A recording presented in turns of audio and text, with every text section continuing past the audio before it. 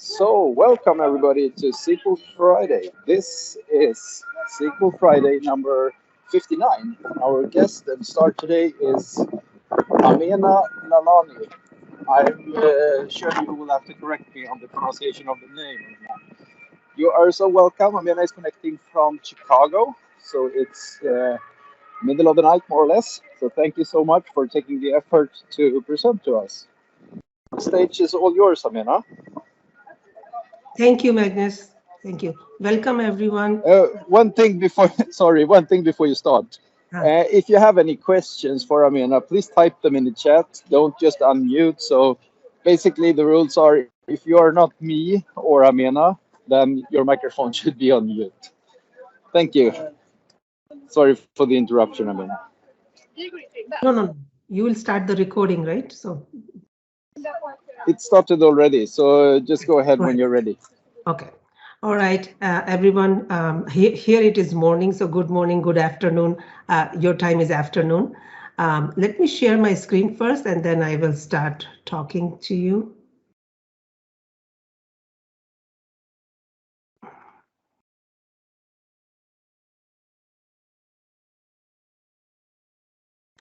Okay. So today we are going to talk about Resource Governor, and Resource Governor is a feature of SQL Server which enables you to manage SQL Server workloads and resources by specifying limits on the resources, and then how the resources are consumed by the incoming request.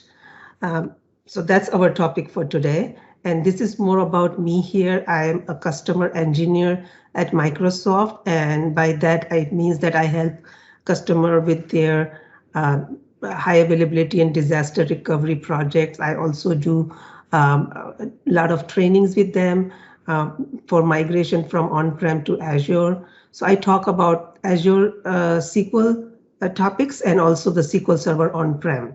And I was a DBA before joining the Microsoft for 18 years. So I have an experience of SQL Server with more than 18 years. I do a lot of volunteering activities inside Microsoft as well as outside. I recently joined volunteering as an assistant to teacher to teach computer science concepts, computer science principles to high school students. So it's a good thing that we can do that virtually. So I'm in Chicago and that school is in North Dakota. It's very far, but every Friday, I gave a couple of hours for the students. And then I run the user group also in Chicago. So that's all about me. So today's agenda is we are going to talk about what is Resource Governor. I gave a brief description in the beginning, but we will talk in a little bit more details and in which cases we will be using it, right? Some of the use cases of where the enabling Resource Governor makes sense.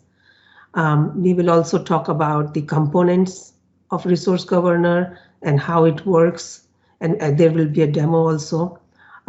And we will talk about some of the best practices and limitation. And I think it will be covered, everything I'll try to cover in 50 minutes. So we will have some time left at the end for question and answer. So yeah, what is Resource Governor? So Resource Governor was first introduced in SQL Server 2008. And the reason was that people remember the VMs were getting popular. Before that, people had the SQL servers on physical servers. So when VMs were getting popular, the reason was to take advantage of them, we would consolidate different instances of SQL Server on physical on one VM. So the consolidation was a big part of the VM popularity. But with that comes the challenge of, different workloads will behave differently. Some workload can hog this memory or CPU, and the other workload be affected. So for that usage in mind, Resource Governor feature was introduced in SQL Server 2008. And at that time only you can manage the memory and CPU. And then later in SQL Server 2014, they added that you can manage IOPS throughput also. After that, I don't think there is a much change in after SQL Server 2014 in a resource governor feature.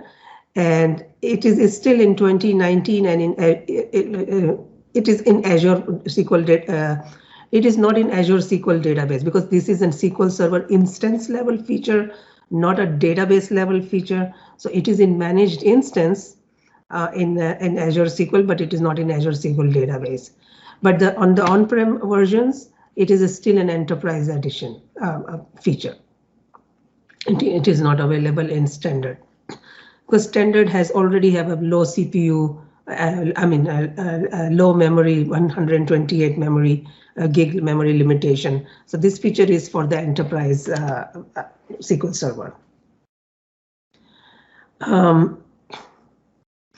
So a resource governor enables you to manage SQL Server workloads and resources by specifying limits on them. So so how do you so there is some example, right? What resources? So CPU, memory, and IOPS. I already mentioned that these are the resources that you can define limits on them, minimum, maximum, and then workload is when we say the work to manage the work, what does workload means? So workload is a set of similarly sized queries or requests. So like a backup request, you have 10 databases on a SQL Server instance. So backups of all the databases are similar, right? They are similar type of queries and similar type of requests. So we can call it a backup, workload. So workload is defined is like that. So more uniform the resource usage pattern of a workload is, the more benefit you are likely to derive from resource governor. And resource limits can be configured in real time also with minimal impact on workloads that are executing. So while they are executing, you can change the resource governor on the fly as well, the limits of the resources. Okay, what you would use it for? Like, this is a good question. Why would you use the resource governor? Well, there are many reasons to that. For example, you are doing a compressed backup and you want that only it uses 20% of your CPU. So the rest of the CPU is available for your other workloads. You can do that. You can limit it like that. Or you can assign, one CPU to particular database. So all the database queries for that particular database will run serially because that database only gets one CPU. So these were just examples. So this is how you can control it. It's pretty cool. Again, if you have not used it before, I would recommend to use it in the development or QA environment first to test it. Because before going in production, because this is a SQL Server instance level feature, right? So it will affect the all the databases, whatever you are doing in the resource governor. So mostly you may want to use resource governor when you have the runaway queries. And what does runaway query means? This is a term that is loosely used in the industry, that if one query is hogging all the resources, or one or a couple of queries are hogging all the resources of SQL Server, and it is if it's tied to a particular application or particular vendor application, and you cannot change anything in the vendor queries or vendor application, and so resource governor will be a good way to control the behavior, of that runaway query. So that runaway query does not impact other workload on your SQL instance. So let me, sorry, what happened here? Okay, so another reason to use is for unpredictable workload right? For example, some workload is transactional and another are analytic queries. Like you have an OLTP system and you are running transactional queries and then you are running some reporting queries. They can sometimes compete for resources on the system, and one of them will result in poor performance. So you can separate that workload behavior using the resource governor. Another is setting workload priority. So if you want certain workloads to finish faster than the other, then you can also assign them the higher limit of resources and then the other workloads. So you can set the priority that way. Finally, I mentioned one of the reason is the consolidation. You can consolidate many instances of SQL Server on one VM, and you can control the behavior of each instance by enabling resource governor and setting limits on the resources.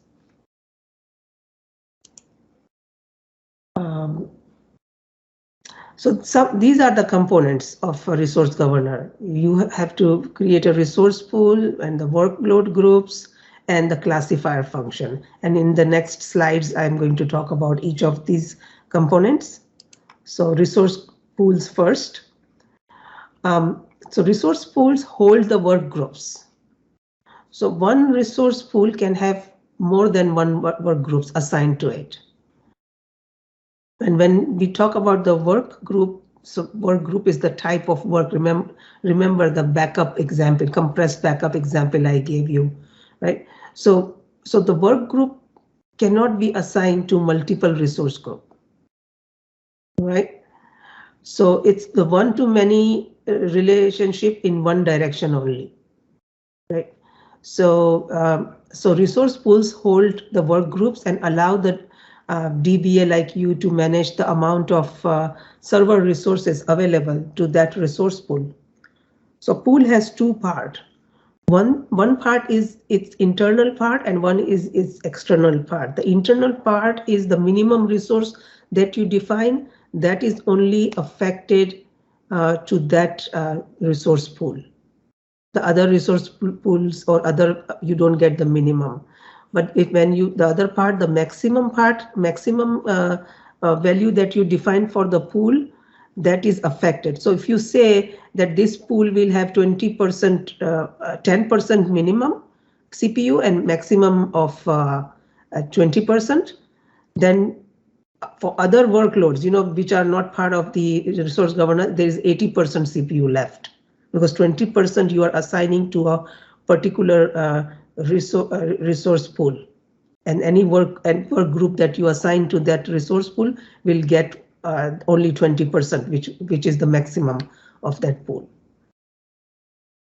So you can say minimum or maximum for CPU, and there is also a third setting in there. It's called a cap, and the cap means that this is the hard limit. So you said minimum is 10%, maximum is 20%, and you can set the hard cap at 30%. So even if so there is a little bit of wiggle room. So it's not necessary to set the cap, but the option is available.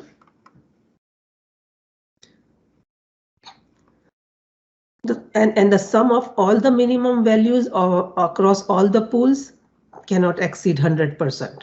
So if you have given this pool a 10 minimum, so other pools, will have 90% left, so it cannot be more than 100% there. And I also mentioned, right, one or more work groups can be assigned to a resource pool. So next we are going to talk about the workload groups. So workload group is where the classification of the function we are going to talk in the next slide, but workload group is tied to the classification, function, because when we define the classifier, it will direct the work group to a resource pool. So ideally, the workload groups will contain connections that will be doing similar queries. Right? So grouping these workloads together in a one group lets you assign to the proper resources and settings to the different applications or even functions within the application. So workload groups will be assigned to a resource pool, which will further quantify the amount of resources a set of connection is allowed, right? So again, reporting workload. So that's the reporting queries you have. So those that can be grouped together in one workload group, right? DBCC check or any kind of database maintenance jobs or queries, they can be another work group, right? Okay, so work group allows DBAs to limit resources within the SQL Server.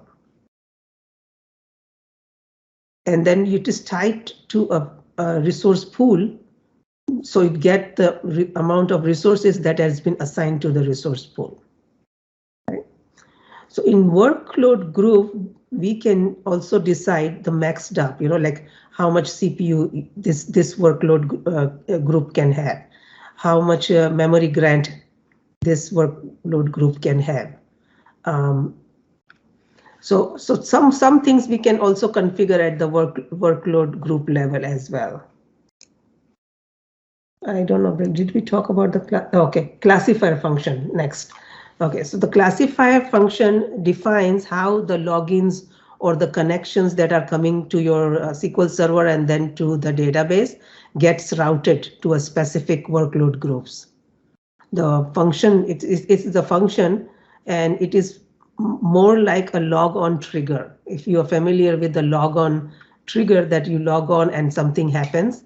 So it is something like that, that when logins are coming in with the queries, right? When the connections are coming in, it is you can type the user or the login to the function, right? And you can define in the function, if you see this login coming in, it means that it is tied to this workload.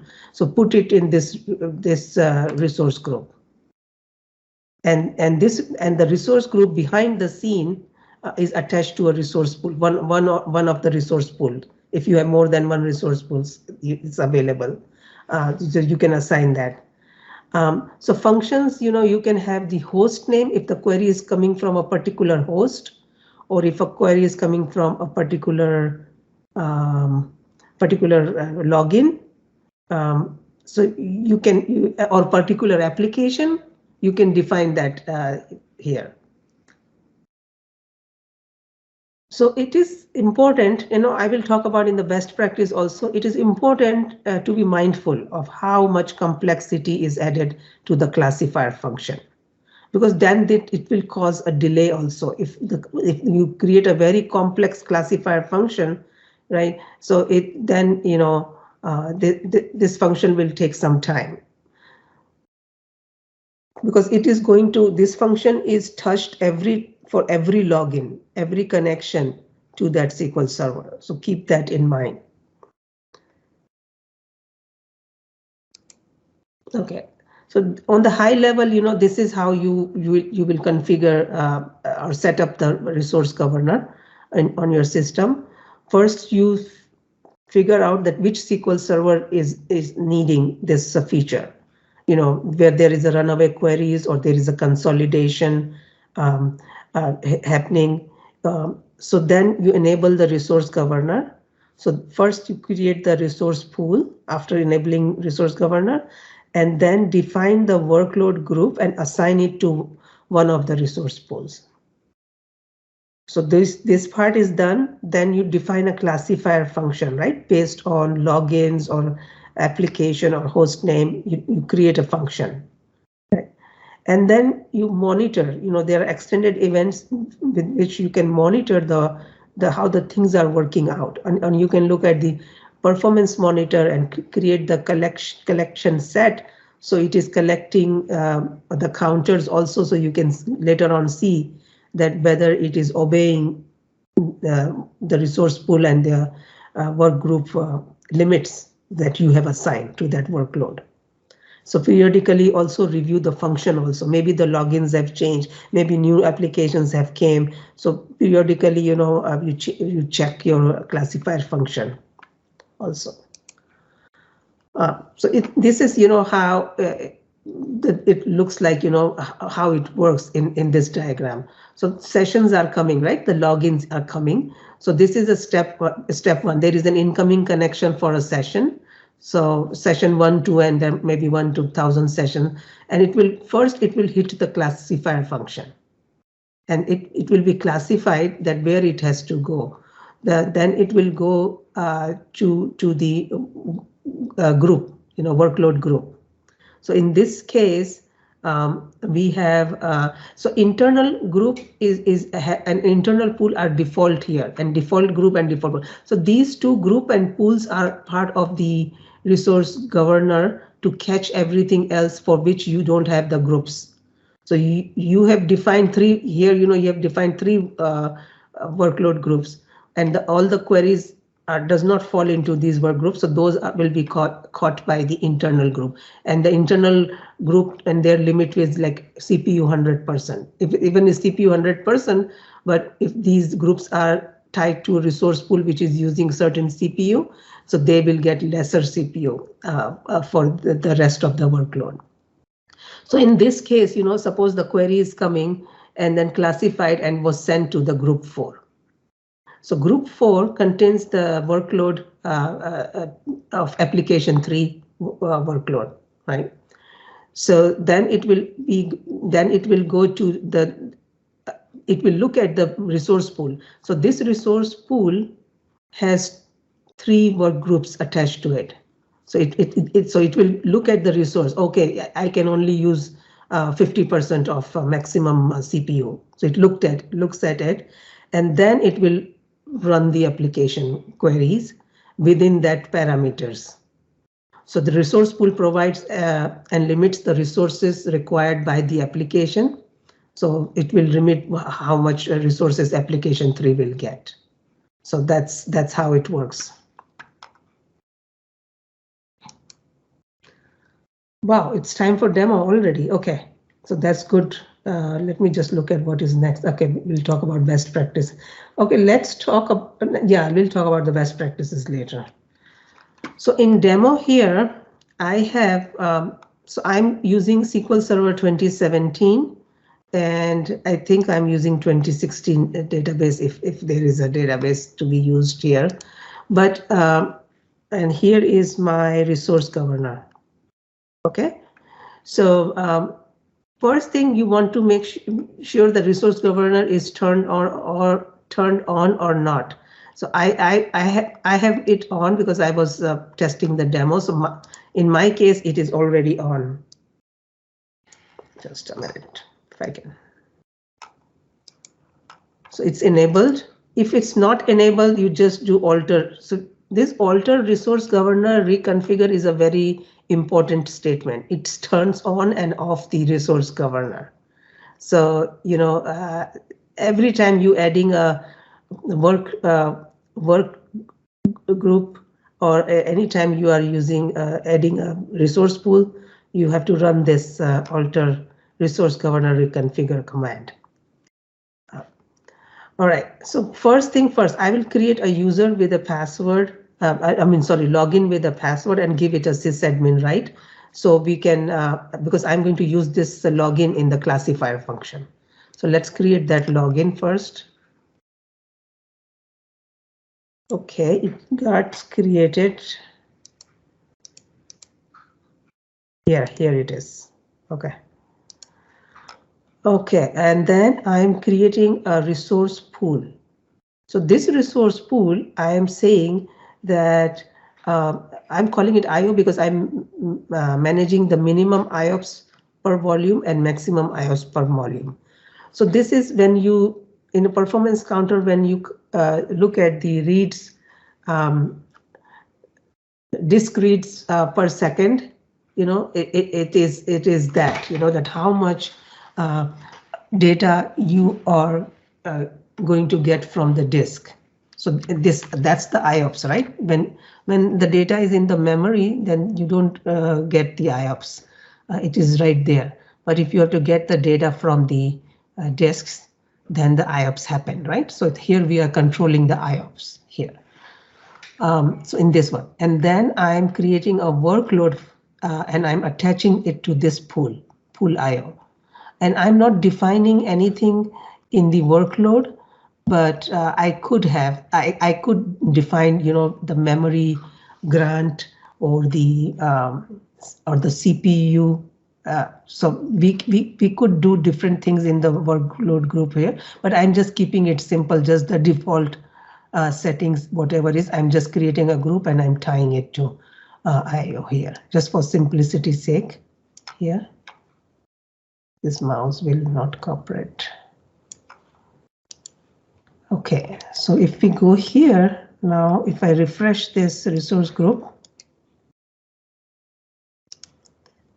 Okay, let me refresh from here. You see here, reconfigure pending. That's why it was not letting me do the refresh from here. So because I created the resource, anytime you create anything, or even if you're dropping the pool and dropping the workload, you have to reconfigure. But I let the reconfigure later on because I have to create another pool also. So in this pool, I'm limiting by CPU. So this name could be anything. Just you understand, you remember what is this about. So I'm saying minimum CPU for this this resource is 20. And maximum is 30%. And then I'm creating another workload where I'm saying this workload will get only max stop equals to 2. Right? And then I'm tying it to this pool. So I'm creating 2 workloads and two resource pools. All right. Now let me run this reconfigure command so that we can see here. So now it allows me to refresh. Okay, so we can see here in the resource pool, we have 2 pools and each one has one work group, workload. All right, so I can right click and look at the properties of the work group like that also. So if you see here in the resource pool, it is saying that this CPU pool get 20 minimum CPU percentage, maximum 30 CPU percentage. Oh, sorry.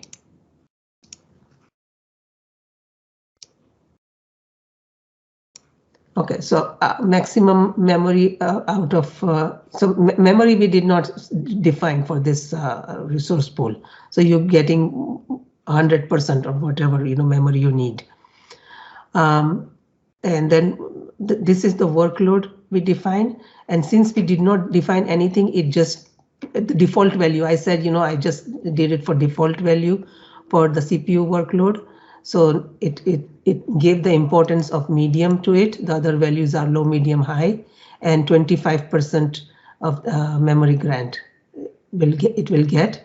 And we defined the degree of parallelism 2, the max stop 2. So it took that one for this CPU workload. The other one,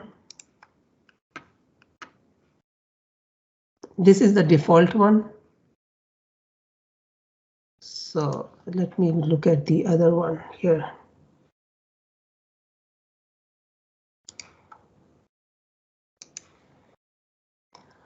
So in the IO workload, remember we defined the minimum 20 and the maximum 30. The mouse is not cooperating. Yeah, so it's a minimum CPU 20 and the maximum CPU 30 here. So that's the IO workload. I thought we said minimum and maximum IOPS.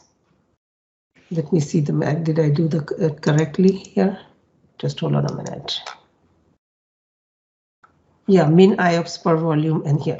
So better way is to look from the DMVs or the system tables for the metadata information. So let me look at here. So yeah, so you can see that for the group ID, you get the IDs here. The internal and default are already there. It's part of there. And you can define how much memory grant it receives. By default, it's 25%. So since I did not define anything, it is default. It is getting the default values here for these values. We defined the maxed up to for the CPU workload. Remember, so it is showing you that here in the metadata, right? So that is the workload. Now the resource pool, you are again getting the resource pool ID here. And if you notice that they are similar, they are same, the ID number. So you can join the table, these two tables, and you can find out which work group is tied to which resource pool. Right? I could have one resource pool and I could have tied both these work groups into this resource pool. And here you are seeing, I don't know why it's coming in the 20 and 30%. Oh, these are the CPU limits. Okay, yes. 20 and 30, maximum 30, minimum 20. Not seeing the IOPS here. Yeah, max IOPS per volume 30, minimum is 1. That's what we defined for the first workload. For the IO workload, we said minimum IOPS 1 and the maximum 30. Okay, so we are done with the resource pool and the workload groups. So let's go back now. We have to define a classifier function, remember? So it's just like you creating any other function. And in here, so here I'm using the login or the user that I just created. It was not IO user, it was a test user that I created. And I am saying that whenever this this test user comes, go tie it to the work group IO workload. So this one, the first work group, right? And this IO workload is tied to the pool IO, right? So this is my my classifier function. And if everything else will fall into the default work group, go to the default work group. So once I created it, remember I have to, and then once the function is created, you have to tie it to the resource governor. So alter resource governor with classifier function equals to give the classifier function name. So then it will be attached to the resource governor. You can create many classifier functions. But at one time, you can attach only one classifier function to the resource governor, and then you reconfigure. So now the classifier function is also set. So if we run this third one query again, so now we have, before there it was null here. So now this classifier function, and this is ID of this classifier function here. All right. So now we will do some testing. For that, I will open a perf monitor. Perfmon. And I'm going to add the counters. So in the performance monitor, once the resource governor is enabled, you will see the counters for those, resource pool stats. So here, it's SQL Server 2019 and the counters. I'm looking for SQL Server 2017 and their counters. So here is the resource pool stats. All the counters of the resource governor is in this one counter settings here. So I will get CPU usage for the CPU pool. Add and disk read IO per second for the pool IO. I will look at these two counters. Okay, so it is there, and so I have to log in as the user, because the classifier function will look for this user, because if the queries are coming from this user, then it will apply the limits the resource governor. And so in the separate window, I have to log on, I have to connect as that user. Not I user, test user. I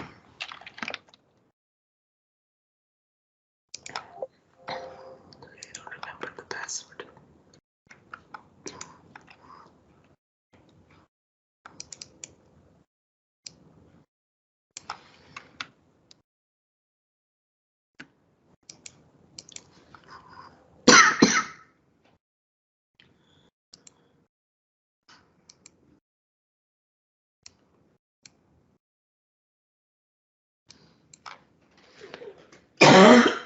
Excuse me.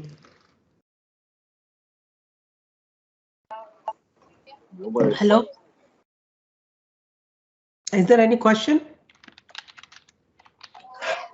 No, I just said no worries. Oh, okay. All right. So I connected as a IA user, so here test user. Okay. So let's just clean the buffers. And what I'm doing here is I'm going to run a query again, one of the databases. So this is a big table. I'm just selecting from it. But before that, I want to change the setting of my SSMS so it discards the result. Otherwise, we'll be getting a lot of results here. So this is going to run select 100 times. So let's look at that.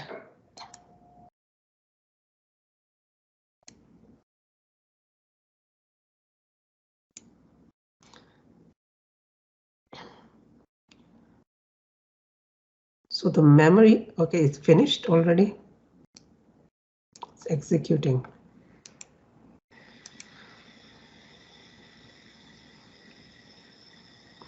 This is very weird. Okay, now it's going on. Yeah.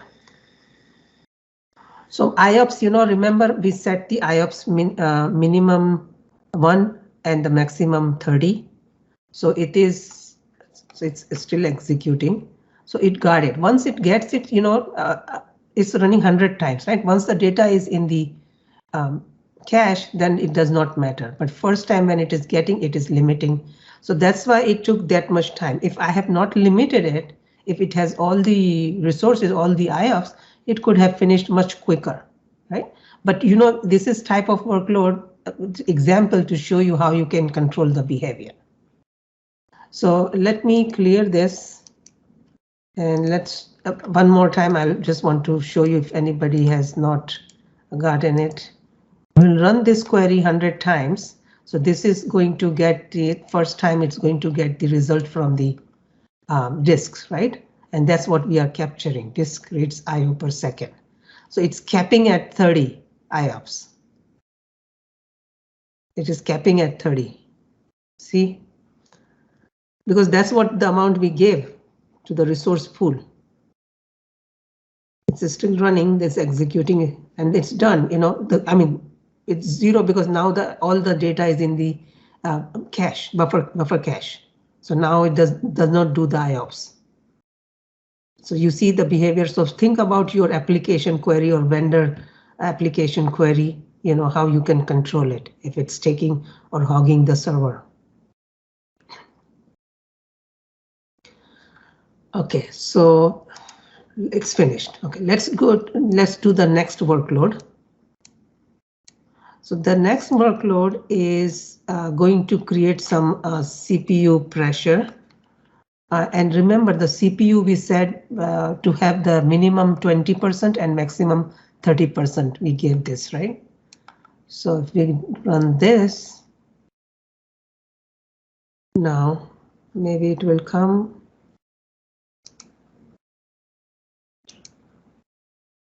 This is percent usage.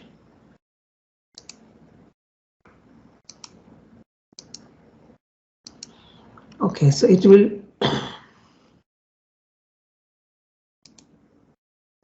Okay, so yeah, so the classifier function, does not take into account the CPU that I have, but you can see here It is, why it is not sure.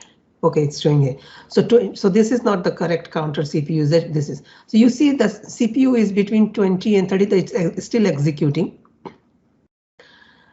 So it is staying in between that. That's why it's taking longer to finish, because it can only have minimum of 20% and maximum of 30%. You see that?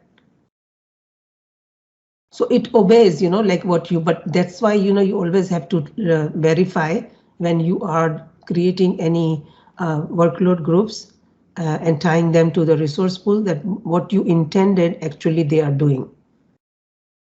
So now it is going above because I didn't set the cap for it, that if it really needs it, it will go. This is a weird query, right? See this run for, or I don't know, more than 100 million times this run. I'm going to stop it, this one. Otherwise, so now it just died down here. And the regular activities it's catching here. So that was, I think, all the demo we had. So now how to disable the resource governor. So first you have to untie the classifier function. That's the first thing you do, otherwise you will not be able to drop anything. So classifier function equals to null, is the way that you are not giving a classifier function name that tells that it is not attached to the resource governor. Then you of course do the reconfigure. The first thing first. And then, you can drop the classifier function, drop the login, drop the workload, and lastly, you will drop the resource pool here.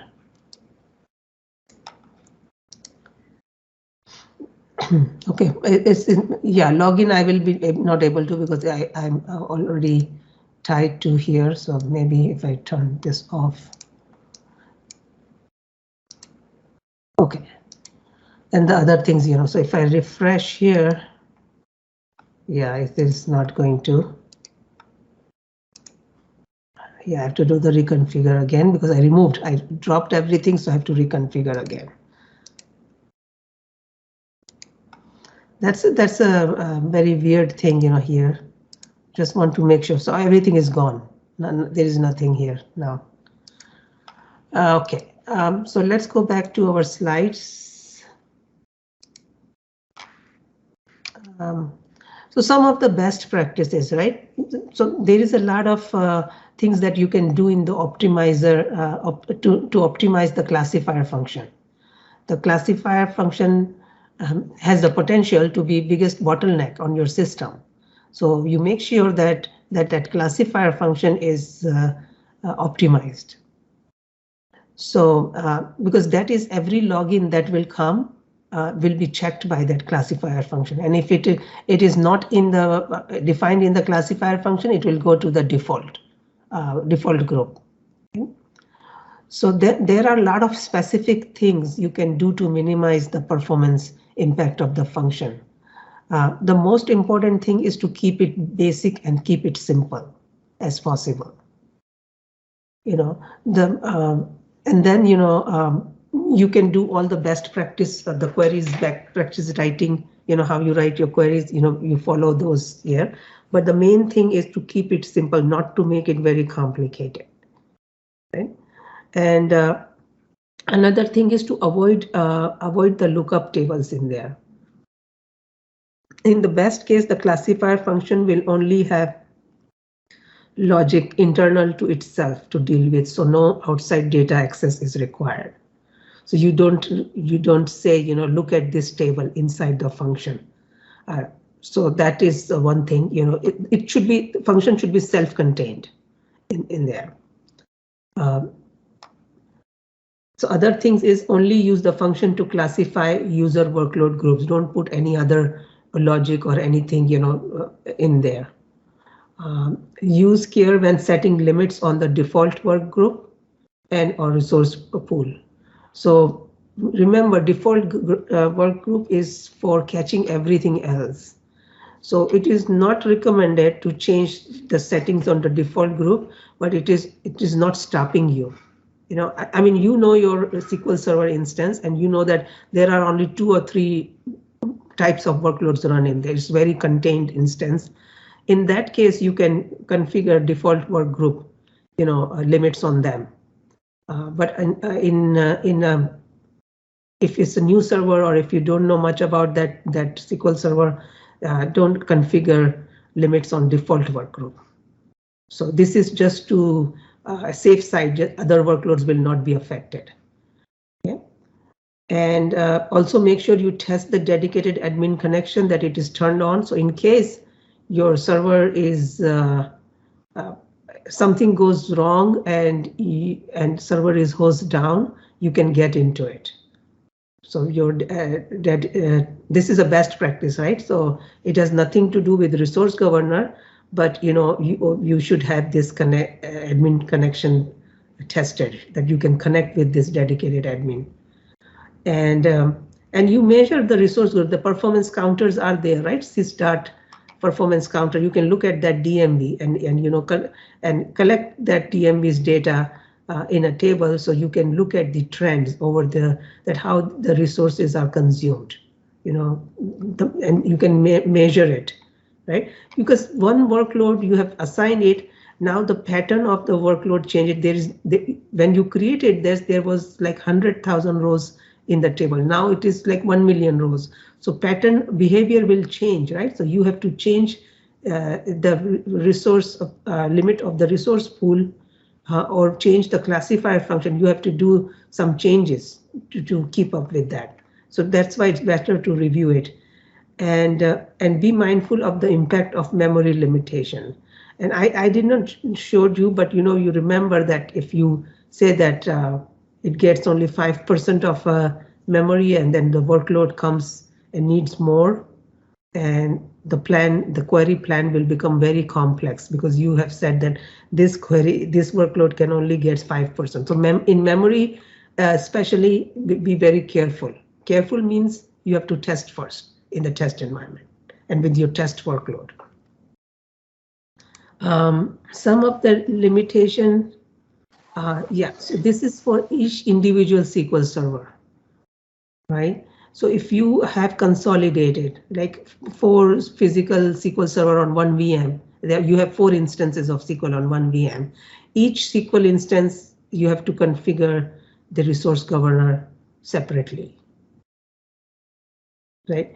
So first you have, suppose you have 4 instances and you have 128 gig memory on your server. So first you will, because they are multiple instances, you will define the minimum server memory and the maximum server memory on the SQL Server properties, right? So within that memory, so suppose you said that each instance is getting, you know, minimum of 32 and a maximum of 64, whatever. So that amount that you have given is considered 100% for the resource governor for that instance, right? It cannot go beyond that. So whatever the server min and max you have set, the resource governor will work under that setting. Okay, so only for database engine, if you have a reporting services install SSRS or SSIS, these limits does not apply to those queries for those workloads. And IOPS limit only applies to user operation and not the system tasks. Yes, this is important, right? If you have a system tasks running in the background, so they get the priority. And you can manage your user workload, and the IOPS limit, you know, when you are reading from the disk, is only applied to the user workload. If system needs something from the disk, it gets the priority, it gets more IOPS available to it. And sorry, and you cannot change the internal resource pool. So internal resource pool you cannot change, it's part of that. So these are some of the, you can say, you know, limitation, or I would say, you know, it's still a best practice. It's a protection against, you know, not setting something very crazy. So I think that's all I have. If any question, let me go and look at the questions. Yes, we did have a couple of questions. Are you reading them, or should I read them to you, Amina? Yeah, please read it. Yeah. Yeah, so we have one of them. I think you actually answered with in-memory tables and well, in-memory OLTP and the resource governor. The next one is the classifier function run once and only once when the session initially connects? Yes, one time. Yeah. And then we have what are the implications when you run alter resource governor reconfigure? Does caches get flushed, or what happens under the hood when that's done?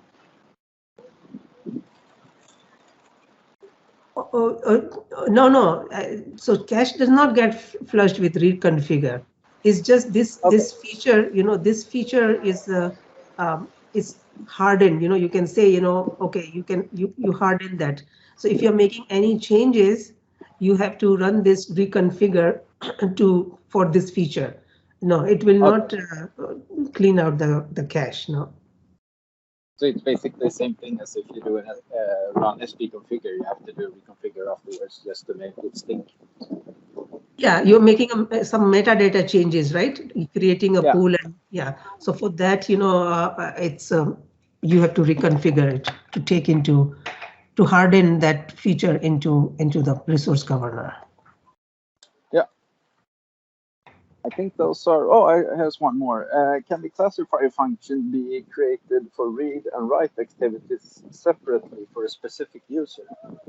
So can you have, I guess, can you have one workload for read and one for write? You can, yeah, you can. So your write application, yeah, you can create a function, and yeah, so you define different IO limits.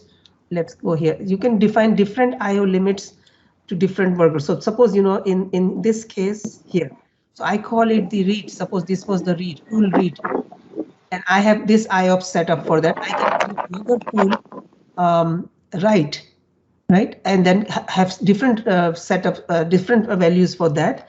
But in the classifier function, we have to mention, so suppose that read workload is coming from user 1 and the write workload is coming from user 2. So you can say when the workload is coming from user 1, send it to the read workload, and when it is, and then you say if user is coming from user 2, then send it to the write workload. So you can define that in the classifier function then. Does that answer your question? Yeah. I think it answers the question. It was the question came from AK, so I don't know, but I think it was a good answer. Okay. Yeah. Okay. So that's all I have here. I don't know if you guys, if you want a presentation, I can give it to you, but I don't know if it's required or not. But yeah, that's all I have. Yeah. I think it was a loss already. So thank you so much for the presentation, Amina. Appreciate it. No problem. Thank you anytime. Thank you. I have one question about Resource Governor. Do you have any feeling for how many customers are actually using it? Because it's been around for a while, and most customers I meet, they don't use it. So in my previous work as a DBA, I have only one job where they used it, and only on particular servers, not like all SQL servers. And and it was, those servers were like, they were batch jobs were running on that server, and later on they created another vendor application, and they were competing against each other, the resources. So that's why they implemented it.